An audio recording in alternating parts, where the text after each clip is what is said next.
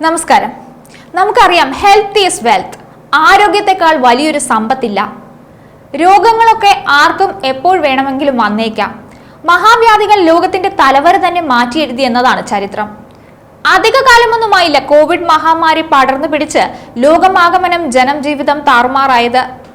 ഏതു രോഗവും ആദ്യം പ്രത്യക്ഷപ്പെടുമ്പോൾ അതിനെ വേണ്ടത്ര ഗൗരവത്തിൽ നാം എടുക്കാറില്ല. അത് വിദേശത്തു നിന്ന് വന്ന അസുഖമാണ്, ഇങ്ങോട്ട് വരാനിടയില്ല എന്ന സ്വയം സമാധാനത്തിൽ രോഗവ്യാപന സാധ്യത നാം പലപ്പോഴും കുറച്ചു കാണാറുണ്ട്. എയ്ഡ്സിന്റെയും കോവിഡിന്റെയും കാര്യത്തിൽ സംഭവിച്ചത് അതുതന്നെയാണ്. രോഗം വന്ന് ഒന്നാകെ വിഴുങ്ങുമ്പോൾ മാത്രമാണ് സംവിധാനങ്ങൾ ഉണർന്നു പ്രവർത്തിക്കുക. അപ്പോഴേക്കും കാര്യങ്ങൾ കൈവിട്ടു പോയിരിക്കും. കോവിഡിന്റെ കാര്യത്തിൽ വന്ന ജാഗ്രത കുറവ് ഇനി ഒരിക്കലും വന്നുകൂടാ. കാരണം ഇനിയൊരു മഹാമാരിയെ താങ്ങാനുള്ള ശേഷി ഈ ലോകത്തിനില്ല.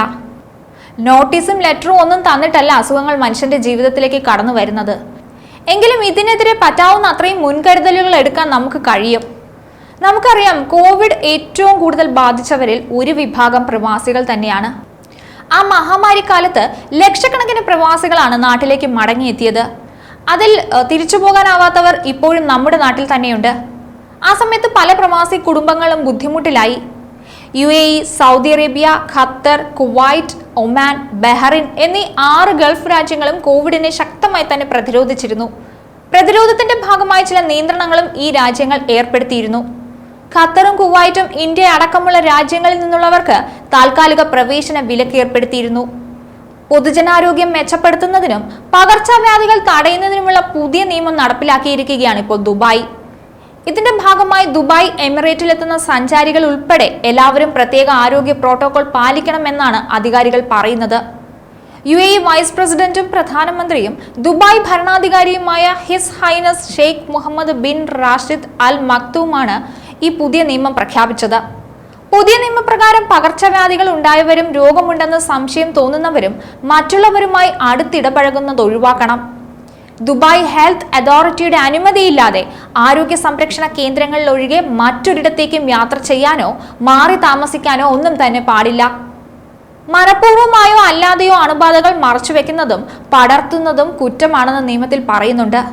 കൂടാതെ അധികാരികളും ആരോഗ്യ സംരക്ഷണ മേഖലയിലുള്ളവരും പറയുന്ന മാർഗനിർദ്ദേശങ്ങൾ പാലിച്ചുകൊണ്ട് രോഗം പടരാതിരിക്കാനുള്ള നടപടികൾ വ്യക്തികൾ എടുക്കണം.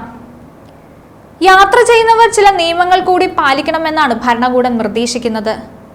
അതായത് ഭരണകൂടം പറയുന്നതിൽ ആദ്യത്തേത്, അധികാരികൾ അറിയിച്ചിട്ടുള്ള ഔദ്യോഗിക ആരോഗ്യ പ്രോട്ടോകോളുകൾ കൃത്യമായി പാലിച്ചിരിക്കണം. രണ്ടാമത്തത്, ദുബായിലേക്ക് പ്രവേശിക്കുമ്പോൾ കൃത്യമായ ആരോഗ്യ വിവരങ്ങൾ നൽകണം. മൂന്നാമത്തതിലേക്ക് വന്നാൽ, പകർച്ചവ്യാധി ഉണ്ടെന്ന സംശയമോ സ്ഥിരീകരണമോ ഉണ്ടെങ്കിൽ അത് അധികാരികളെ കൃത്യമായും അറിയിച്ചിരിക്കണം. ഇനി നാലാമത്തത്, അധികാരികൾ നൽകുന്ന നിർദ്ദേശം അനുസരിച്ച് മാസ്ക് ധരിക്കുകയും മറ്റുള്ളവരിൽ നിന്ന് അകലം പാലിക്കുകയും ഒക്കെ ചെയ്യണം. രോഗം ബാധിച്ചവർ അനാവശ്യ യാത്രകൾ ഒഴിവാക്കണമെന്നും അണുബാധകൾ മറച്ചുവെച്ച് രോഗം പടർത്തരുതെന്നും നിർദ്ദേശത്തിൽ പറയുന്നുണ്ട്. എന്തായാലും നിർദ്ദേശം എല്ലാവരും കൃത്യമായി പാലിക്കണമെന്നും അധികാരികൾ അഭ്യർത്ഥിക്കുന്നുണ്ട്. മറ്റൊരു വീഡിയോയുമായി വീണ്ടും കാണാം. ന്യൂസ് ഡെസ്ക്, ഈനാട് മലയാളം.